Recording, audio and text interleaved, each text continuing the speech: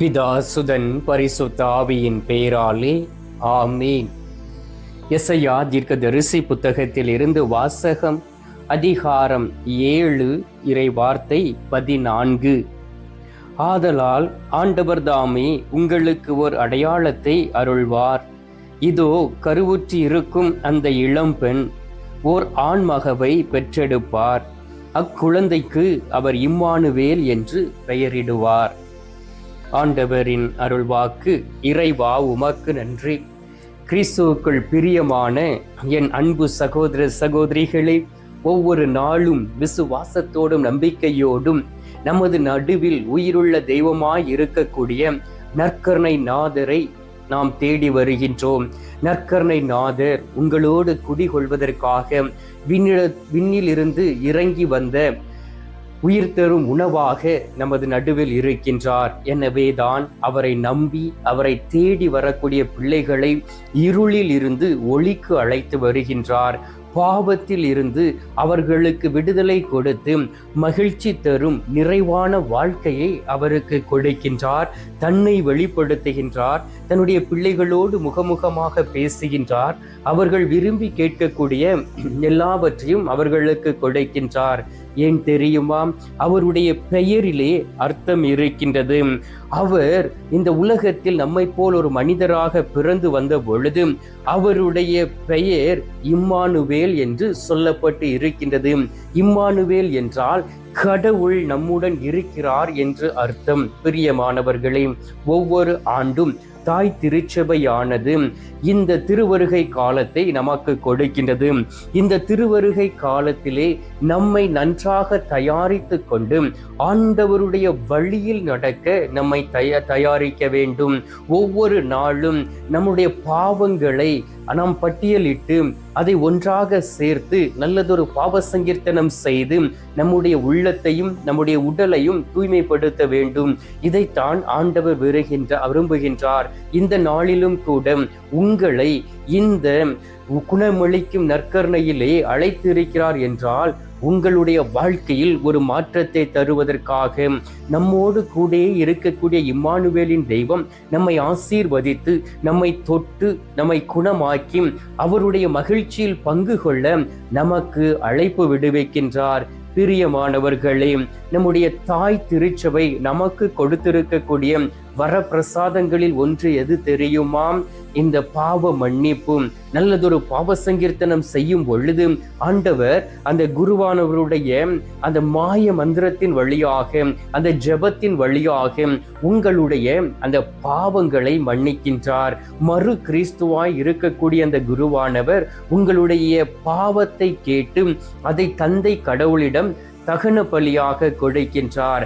அதை தந்தை கடவுள் தன்னுடைய மகனுடைய பரிசுத்த இரத்தத்தினால் உங்களை அவர் மன்னித்து குணப்படுத்துகின்றார். மத்தேயு நற்செய்தி 1வது அதிகாரம் 23வது இறை வார்த்தையை வாசித்து பாருங்கள். கன்னி கருவுற்று ஒரு மகனை பெற்றெடுப்பார். அவருக்கு இம்மானுவேல் என்று பெயரிடுவீர்கள். இம்மானுவேல் என்றால் கடவுள் நம்மோடு இருக்கிறார் என்று பொருள் சென்று சொல்லப்பட்டு இருக்கின்றது. அன்பார்ந்தவர்களே, எசையா தீர்க்கதரிசியின் வழியாக தன்னுடைய வார்த்தையை வெளிப்படுத்திய கடவுள் அதே மத்தேயு நற்செய்தியிலே அவர் தந்தை கடவுள் தன்னுடைய மகனை வெளிப்படுத்துகின்றார். ஆண்டவருடைய வார்த்தைகள் எப்பொழுதுமே மெய்யானவை. அதில் புரட்டும் உருட்டும் கிடையாது. அதில் உண்மை இருக்கின்றன. அந்த வார்த்தையின் வழியாக அவர் நம்மை அழைத்து நம்மை திடப்படுத்தி நம்மை பலப்படுத்தி உண்மையோடும் உத்தமத்தோடும் வாழ நம்மை தயாரிக்கின்றார். பிரியமானவர்களே, இந்த தயாரிப்பு காலத்திலே இருக்கக்கூடிய நாம் என்னோடு அந்த இம்மானுவேலின் தெய்வன் இருக்கின்றாரா? என்னோடு அவர் இருந்தால் ஏன் என்னுடைய வாழ்க்கையில் இப்படி பிரச்சனைகள் நடக்கின்றன என்பதை நாம் சுய ஆய்வு செய்ய வேண்டும்.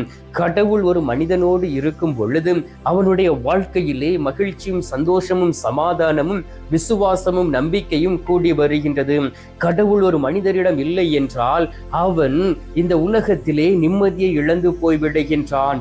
அவன் மட்டுமல்ல, அவனை சார்ந்து இருக்கக்கூடிய குடும்பங்களும் சமாதானத்தையும் சந்தோஷத்தையும் மகிழ்ச்சியும் இழந்து போய்விடுகின்றது.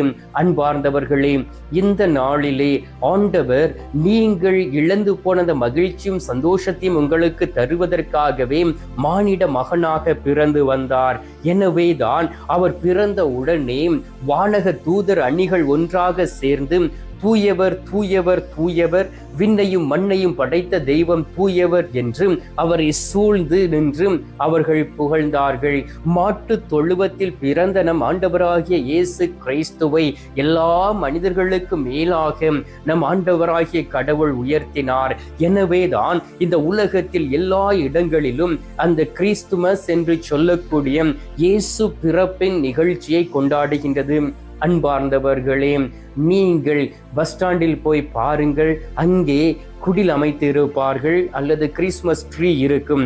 எந்த கடைகளிலும் போய் பாருங்கள், ஒரு சின்ன டெக்கரேஷன் செய்து ஆண்டவராகிய இயேசு கிறிஸ்துவினுடைய அந்த பிறப்பை குறித்த நிகழ்ச்சியை வெளிப்படுத்தி இருப்பார்கள். ரயில்வே ஸ்டேஷனில் போய் பாருங்கள், அங்கேயும் குடில் அமைத்திருப்பார்கள், கிறிஸ்மஸ் ட்ரீ இருக்கும், கிறிஸ்மஸ் தாத்தா இருப்பார்கள். அதே போல் அழகாக அலங்காரம் செய்யப்பட்டு இருக்கும்.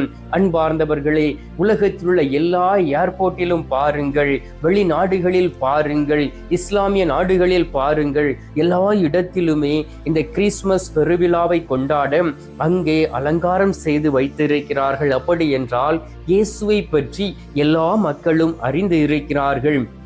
ஆண்டவருடைய வார்த்தை சொல்லுகின்றது. யோவான் நற்செய்தி 1வது அதிகாரம் 14வது இறை வார்த்தையிலே, வாக்கு மனிதரானார், நம்மிடையே குடிகொண்டார், அவருடைய மகிமையை நாம் பார்க்கின்றோம். தந்தையினுடைய ஒரே மகனுடைய அந்த மாட்சிமையையும் இரக்கத்தையும் உண்மையையும் நிரம்பியவராய் அவர் இருக்கிறார் என்று சொல்லப்பட்டு இருக்கின்றது. ஆம் அன்பார்ந்தவர்களே, வாக்குதான் மனிதரானார், அதுதான் நம் ஆண்டவராகிய இயேசு கிறிஸ்து. எனவே அவருடைய வார்த்தைகளை நாம் வாசிக்கும் பொழுது, அவருடைய வார்த்தைகளை நாம் தியானிக்கும் பொழுது, அவருடைய வார்த்தையின் வழியாக நாம் ஜெபிக்கும் பொழுது அவர் நமக்கு அடைக்கலமும் பலனுமாக இருக்கின்றார். திருப்பாடல்கள் 46வது அதிகாரம் 1வது இறை வார்த்தையை வாசித்து பாருங்கள். நமக்கு அடைக்கலமும் பலமும் ஆகிய கடவுள் நெருக்கத்திலே நமக்கு உதவி செய்கிறார் என்று சொல்லப்பட்டு இருக்கின்றது. நாம் நெருக்கத்தோடு இருக்கலாம், உடைந்து போய் இருக்கலாம், நாம் வலிமை குறைந்து போய் இருக்கலாம், நோயுற்று நாம் வேதனையோடு இருக்கலாம். ஆண்டவர் நமக்கு அடைக்கலமாக இருக்கின்றார், பலமாக இருக்கின்றார். எனவே தான் அவருடைய ஒரே பேரான மகனை நமக்கு கொடுத்திருக்கின்றார். அந்த ஒரே பேரான மகன் நற்கருணை நாதராய் நமது நடுவில் இருக்கின்றார். பிரியமானவர்களே, யார் யாரெல்லாம் திருப்பலியில் பங்கு கொண்டு விசுவாசத்தோடும் நம்பிக்கையோடும் நற்கருணை நாதரை பெற்றுக் கொள்கிறீர்களோ அவர்கள் ஆசீர்வதிக்கப்பட்டவர்களாகவும் ஆண்டவருடைய கரத்திலே அழகிய மணிமுடியாகவும் இருக்கிறார்கள். எனவே உங்களுடைய வாழ்க்கையிலே போராட்டம் கஷ்டங்கள் வரும் பொழுதும், மனிதர்கள் பிரச்சனைகளை கொண்டு வரும் பொழுதும், மனிதர்கள் உங்களுடைய வாழ்க்கையிலே விளையாடக்கூடிய வேளையிலே உங்களுடைய சொத்துக்களை பிடுங்கி இருக்கலாம், உங்களை பற்றி அவதூறு பேசி இருக்கலாம், உங்களை வேதனைப்படுத்தி இருக்கலாம், உங்களை காயப்படுத்தி இருக்கலாம், உங்களை குற்றப்படுத்தி இருக்கலாம். ஆண்டவருடைய வார்த்தை சொல்லுகின்றது, ரோமியர் 8:31 ஆண்டவர் நமது சார்பாக நிற்கும் பொழுது நமக்கு எதிராக இருப்பவன் யார்? நாம் செய்யக்கூடிய எல்லா செயல்களுக்கும் ஆண்டவர் கூட பக்கபலனாய் இருப்பார் என்று. ஆம் பிரியமானவர்களே, இந்த நாளிலே ஆண்டவர் நமக்கு பக்கபலனாய் இருக்கின்றார்.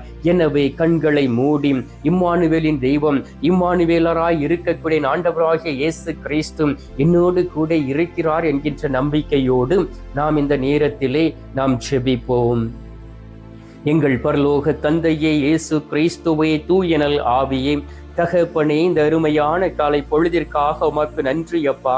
இந்த திருவருகை காலத்திலே எங்களோடு தங்குவதற்காக, எங்களோடு இருப்பதற்காக, எங்களை ஆசீர்வதிப்பதற்காக, அன்பு மகனாக எங்கள் நடுவில் தேடி எங்களை வந்திருக்கக்கூடிய அன்பு தெய்வமே, உம்மை ஆராதிக்கின்றோம்.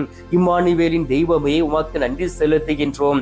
ஆண்டவராகிய இயேசு கிறிஸ்துவே, நீர் வாக்கு மனு உருவாகி எங்களிடையே குடிகொண்டு இருக்கின்றீர். எங்களுக்கு அடைக்கலமும் பலனும் பலனுமாக இருக்கின்றீர். எங்கள் சார்பாக நின்று நீர் செயலாற்றுகின்றீர். அதற்காக உமக்கு நன்றி சொல்லி உம்மை துதிக்கிறோம் அப்பா.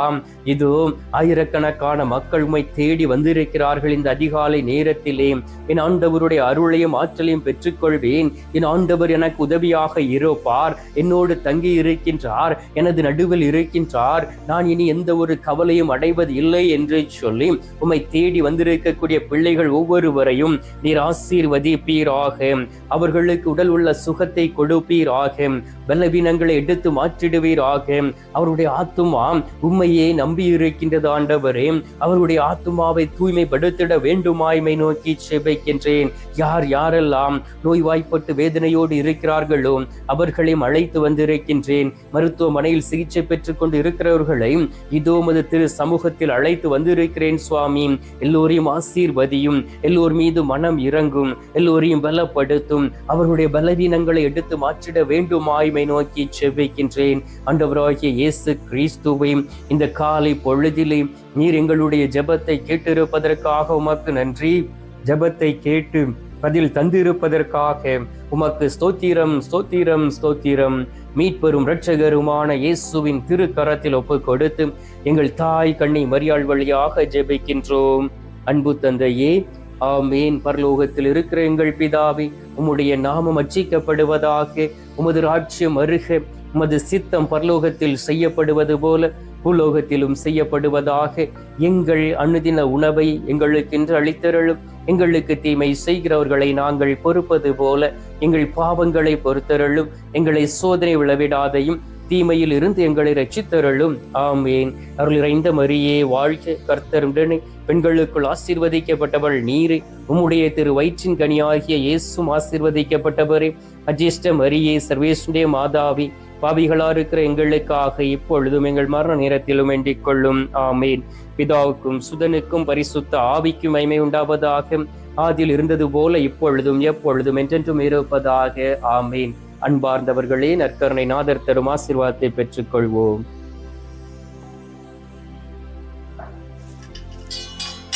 எல்லாமல்ல இறைவன் பிதா, சுதன், பரிசுத்த ஆவி உங்களை ஆசீர்வதிப்பாராக. ஆமேன்.